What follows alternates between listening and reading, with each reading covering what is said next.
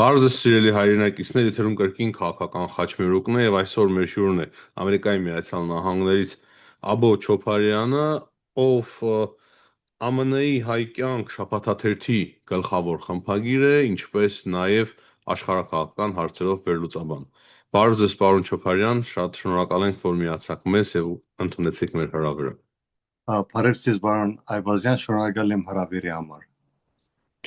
Պարոն Չոփարյան, երևի հետևում եք, թե ինչ է տեղի ունենում Հայաստանում, այսօր մի շարք կարևոր հարցեր ենք միասին քննարկելու, բայց երևի սկսենք ամենաթարմ տեղեկություններից,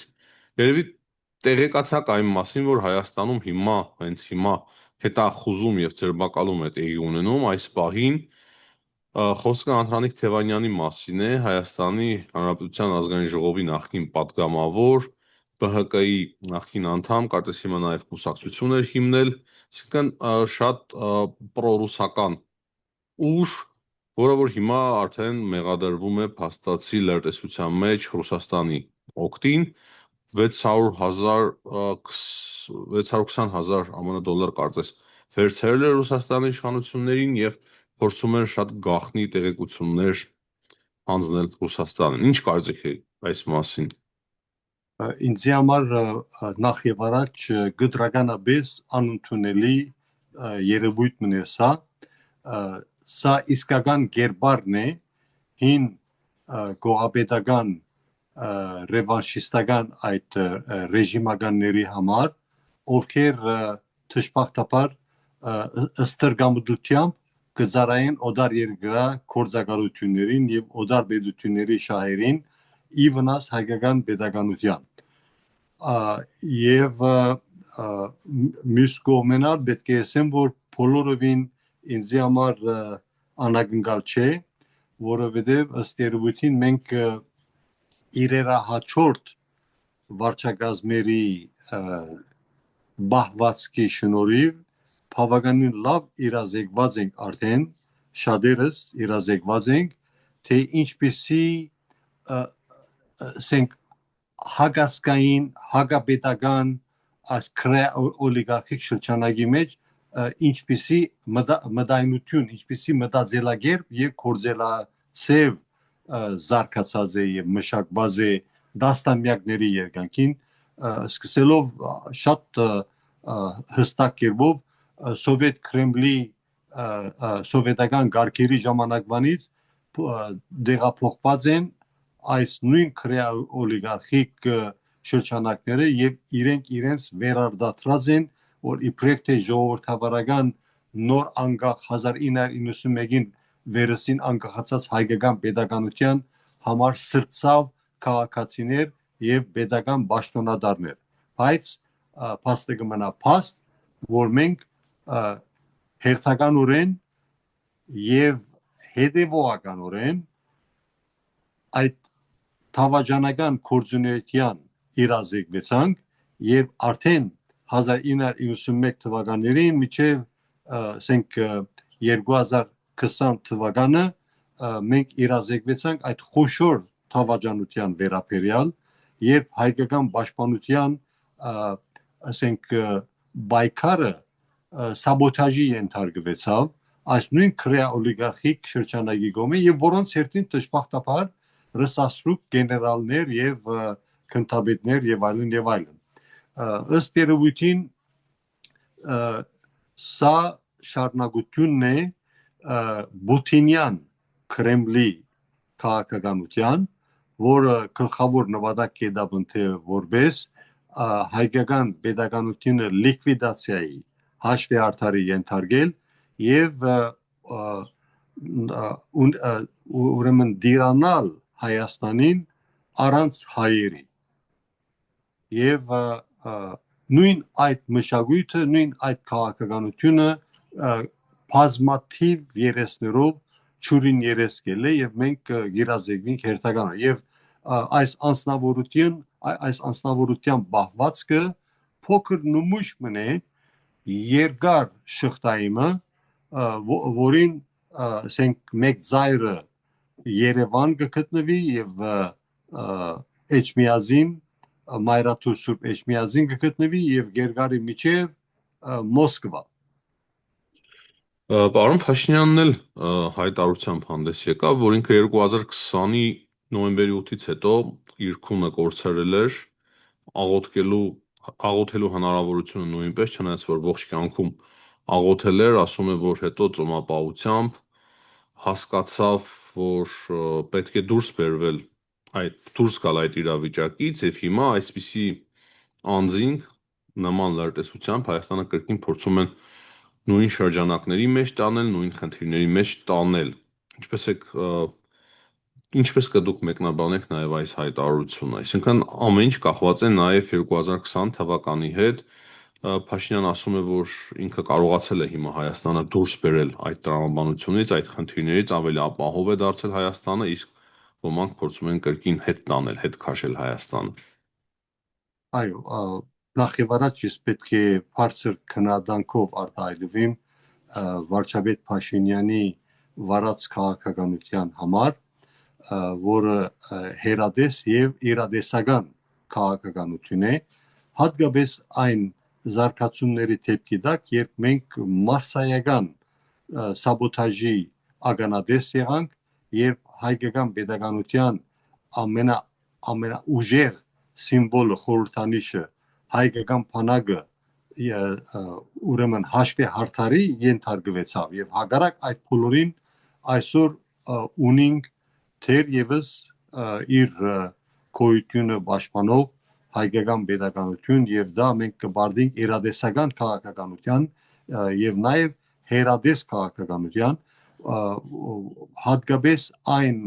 զարգացումների լույսին տակ երբ մենք տեսանք թե ինչպես անverջ արհեստական պատճառներով հրահրված պատերազմներով Հայաստանը քարտեզի վրա են չնչելու քաղաքականության հետևանքները եւ մենք նաեւ շատ լավ գիտենք բարեփոխաբար մեր ժողովրդի մոտ հավաքական հիշողությունը բավականին առողջ մագարտակի վրա է մենք շատ լավ գիտենք 1989-94 թվի Արցախյան առաջին ազդամարտի հաղթական ավարտով երբ հայկական կողմը շրընթալից հաղթանակ տարածեր եւ այդ հաղթանակը ոչ թե չկարողացան քաղաքական հաղթանակի վերածել, այլ հատուկեն Կրեմլի հիմա բանից դուրս գուկա որ Կրեմլի թրթումով ցախողության ենթարկեցին այդ կորձընթացը եւ մենք արդեն սեպտեմբերի 2023 թվականի սեպտեմբերի 19-ին ականատես եղանք Արցախի արհեստական հայաթափման երբ Կրեմլը ամենչական կորձառնության մեջ մտավ Բաքվի հետ եւ ամեն կերպ հայերու իրավունքը ոտնահարեց եւ հիմա այս նույն ռևանշիստները գաշխատին մեզ համոզել որ սա վարչապետ Փաշինյանի վարչագազմի ցախողությունն է բայց իրականության մեջ իրենց սարկած իրենց փեմագանացած եւ կորզատրած թավաճանական մասսայական թավաճանական ասենք պրոյեկտն է եւ պետք է ասեմ որ Հայաստանը առանցինը չէ որ թիրախավորված է Կրեմլի կողմէ որի գլխավոր նպատակը նախկին սովետ միության նման համագարկ ստեղծել է եւ վերստին բռնի եւ ամեն միջոցներ օգտագործելով նախկին սովետի հանրապետությունները վերստին միացնել միութենական պետության հովանու ներքո եւ աշխարհակաղակական նոր գացություն ստեղծել սա արդեն կկատարվի վերջին դարիների ընթացքին եղած զարգացումների լույսին տակ 2023-ին մենք ականատես եղանք թե ինչպես ռուսական դաշնությունը այսօր այսպես կոչված ռուսական դաշնությունը ներխուժեց եւ հոխորդաց որ 3 օրում ամբողջ ուկրաինան չագերդյալ գազատակրե հետո մենք նաեւ ականատես եղանք վերջերս Մոլդովայի ընտրությունների ժամանակ Մոսկվայի ծախսած միլիարդավոր դոլարների այդ հիբրիդային բادرազմի, նախընտրական պայքարի, գաշարադվության, ասենք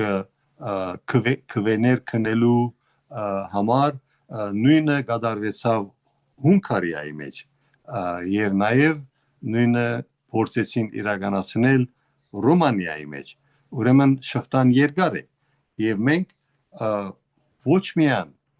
անզոր ագանադես ենք բարեփոխտապար այլ բոլորս արած բոլոր ժողովուրդները հիմա համախմբված ժողովրդավարական շղթա ստեղծելու եւ գայացնելու աշխատանք կդարվի եւ այդ նորաստեղծ ժողովրդավարական գոդին գսկսի մեծ բալթյան երկրներից անցնելով Ուկրաինայից ինչպես գիտեք Մոլդովա, Վրաստան եւ Հայաստան եւ նաեւ ինչու՞ չէ Ադրբեջան, որովհետեւ ի վերջո այս դարաշրջանի ժողովուրդները բոլորն կփապակին խաղաղության մտնոլորտի մեջ իրենց աբական գերդեն։ Մինչև միջին արևելք նույնիսկ։ Իհարկե, մեծն միջին արևելք այնպես որ պայքարը կշարունակվի եւ շնորհիվ վարչապետ Փաշինյանի վարած հերադես եւ իրադեսական քաղաքականության մենք արդեն ականադես եղանք եւ սա արդեն շատ ուրախալի երևույթ է բազմաթիվ ամերիկահայերի համար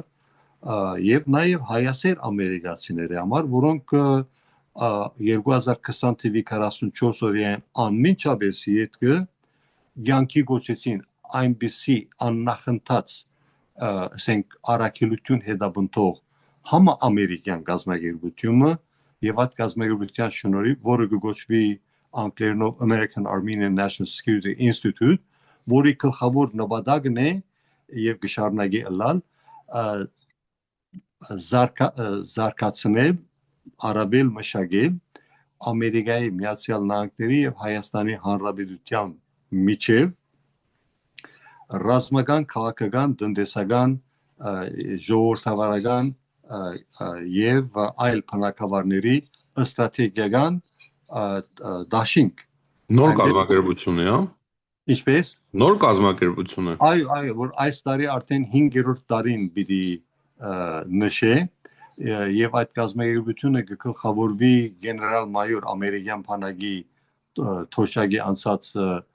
գեներալ-մայոր Մարկ Մքարլի կողմէ եւ ծեր խոնարհազարան այդ կազմակերպության փոխնահանգն է եւ իմ նման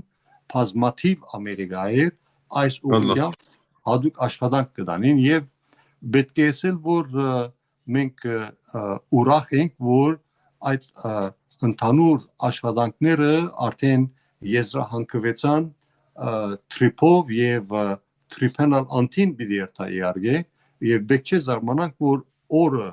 կա եւ Հայաստանի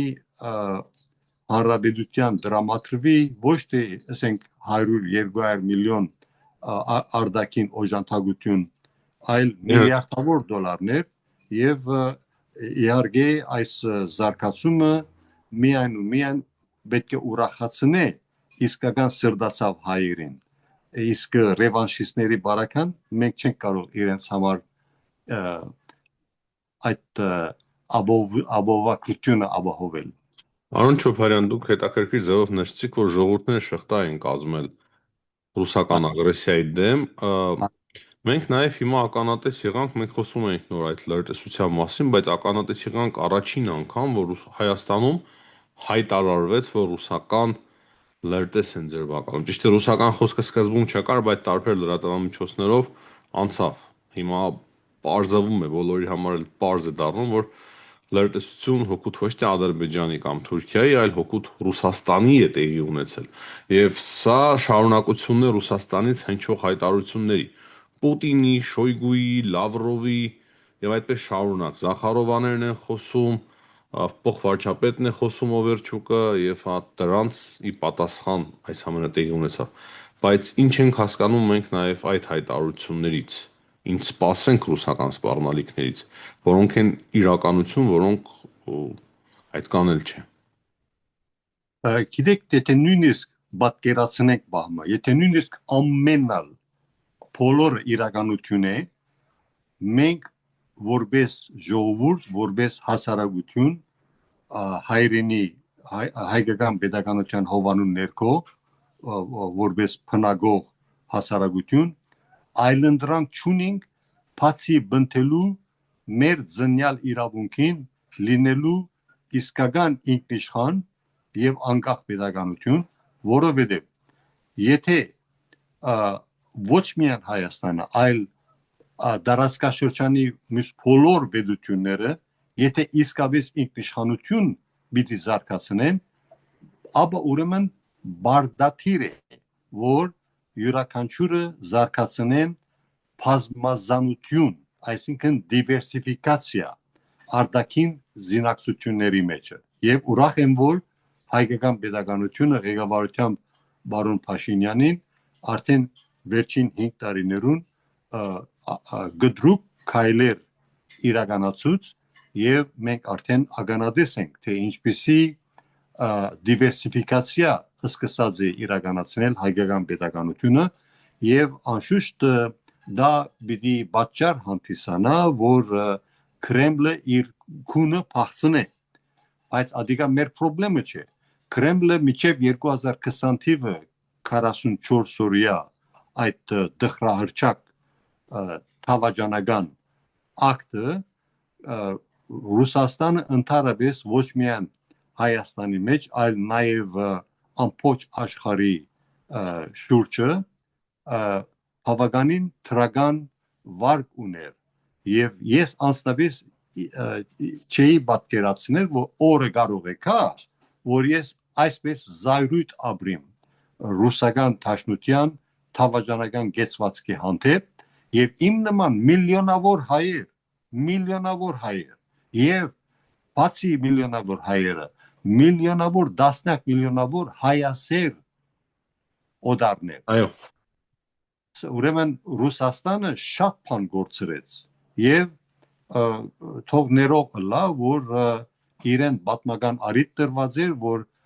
ոչ միայն Հայաստանի այլ ամբողջ աշխարհի հայության եւ հայասեր հասարակության վստահությունը բահբաներ բայց ռուսական դաշնությունը այդ վստահությունը գործրեց ինչպես կարելի աբակա գերդել չագերդյալ դաշնագիտի հետ որ անընդհատ սաբոտաժի կենթարկե քո արդյունաբերությունը սաբոտաժի կենթարկե ռազմական քո աշխատանքները պաշտպանությունը սաբոտաժի կենթարկե հողային ամբողջականությունը սաբոտաժի կենթարկե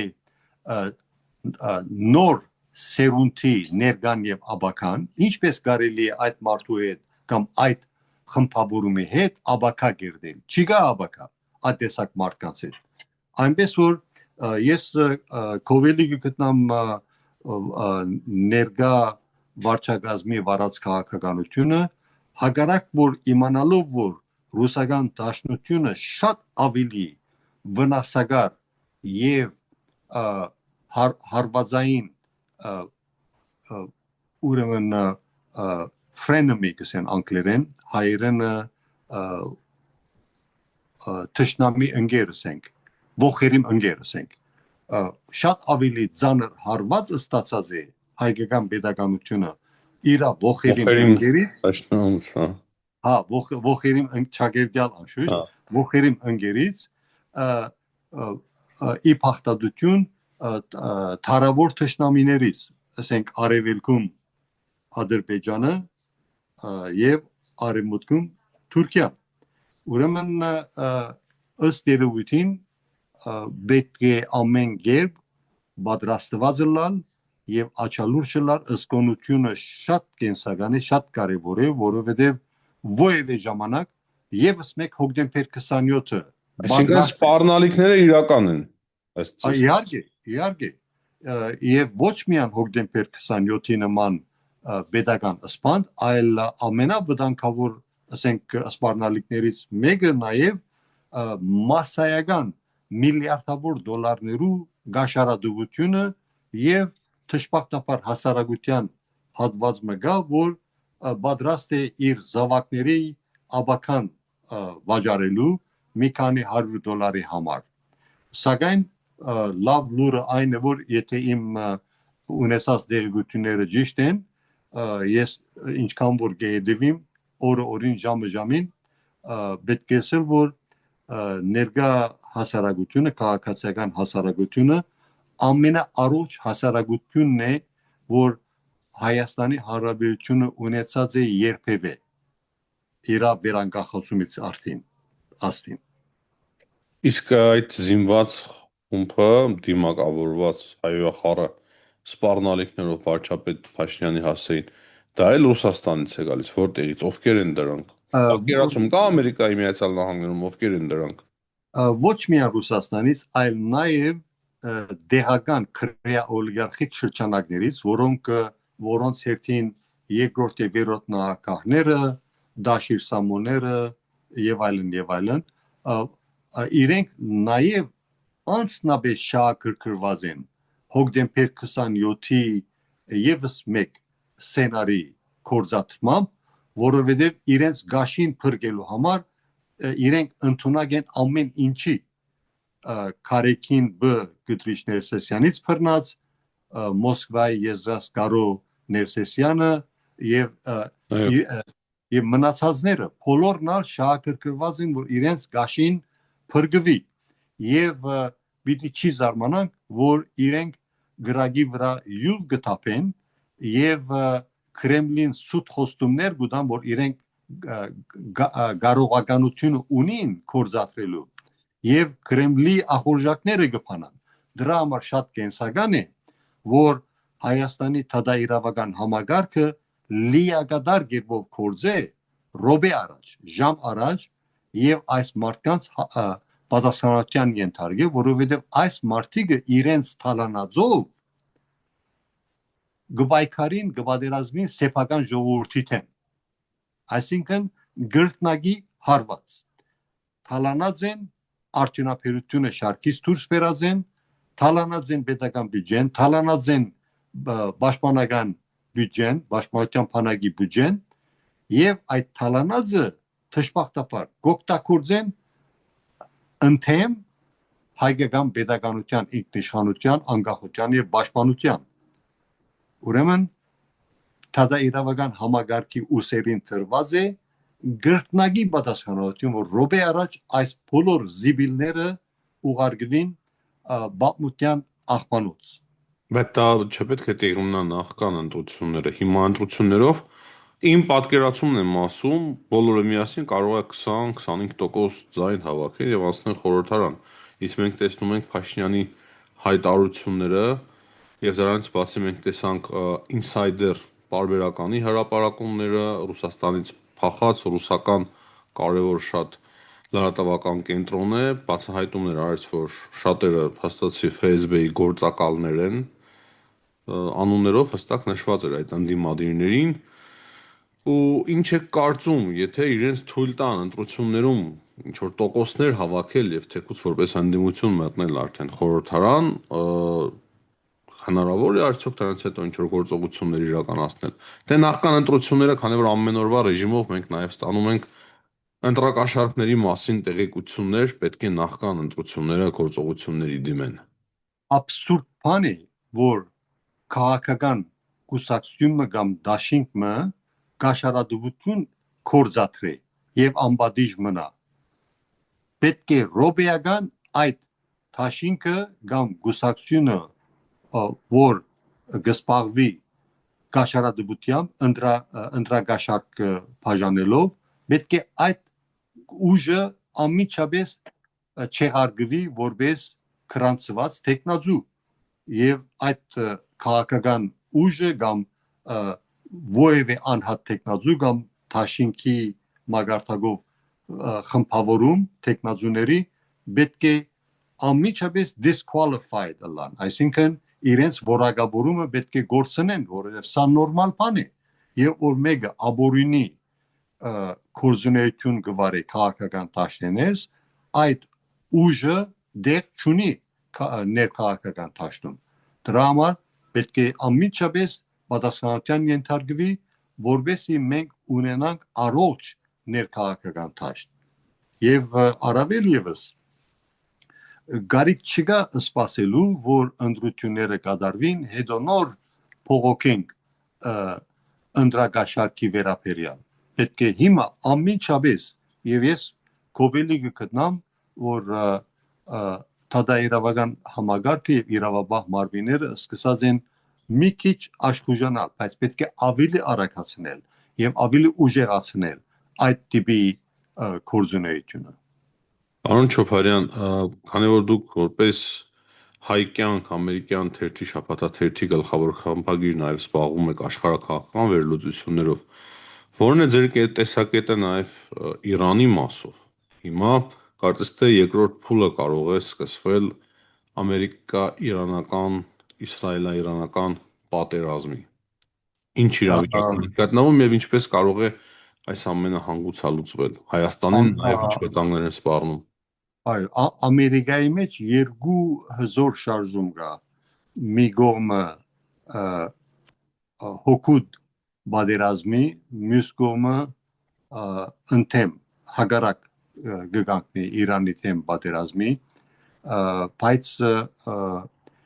սա բավականին դժվար աշխարհաքաղաքական իրադարձություն է, որ պետք է բոլորս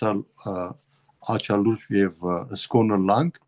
որովհետեւ այդ կողմը, որ բادرազմի կողմնակից է, նաեւ գեդաբնթե Իրանի մասնադումը եւ Իրանի մասնադումը երևակայելի հետևանքներ կարող է ստեղծել ամբողջ տարածքաշրջանի համար եւ այդ երկիրները, որոնք կբայքարին, ինչպես որ քիչ առաջ նշեցի, ժողովրդավարական շղթայի կամ գոդիի մաս կազմող երկիրները պետք է ամեն կերպ համագործակցին, որովհետեւ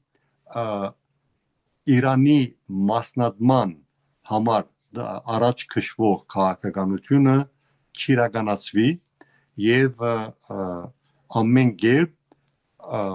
գացությունը մնա կառավարելի։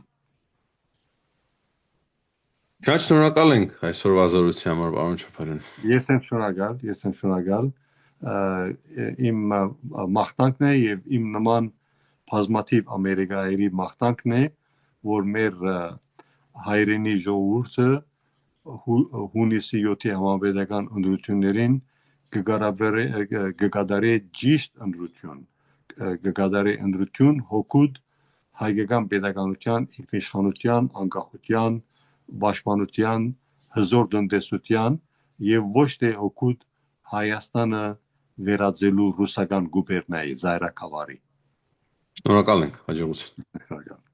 2026 թվականի հունիսի 2-ին երեքշաբթի օրը Գլենդել քաղաքում կանցկացվեն քաղաքապետարանի ընդհանուր ընտրություններ։ Քաղաքապետարանի խորհրդի 3 անդամի համար 4 տարի ժամկետով, քաղաքապետարանի քարտուղարի 1 անդամի համար 4 տարի ժամկետով, քաղաքապետարանի գանձապահի 1 անդամի համար 4 տարի ժամկետով, Գլենդելի միացյալ դպրոցական շրջանի կառավարման խորհրդի 3 անդամի համար հոգաբարձուների B, C եւ D տարածքներ 4 տարի ժամկետով, Գլենդելի համայնքային քոլեջի հոգաբարձուների խորհրդի 2 անդամի համար հոգաբարձուների 2-րդ եւ 3-րդ տարածքներ 4 տարվա լրիվ ժամկետով։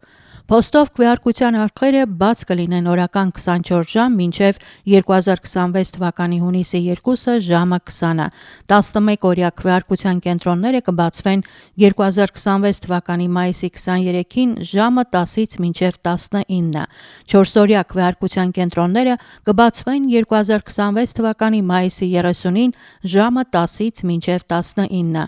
Ընտրության օրը 2026 թվականի հունիսի 2-ին քվեարկության կենտրոնները կբացվեն ժամը 7-ից մինչև 20-ը։ Այցելեք glendelwoods.org կայքը կենտրոնների գտնվելու վայրերը տեսնելու համար։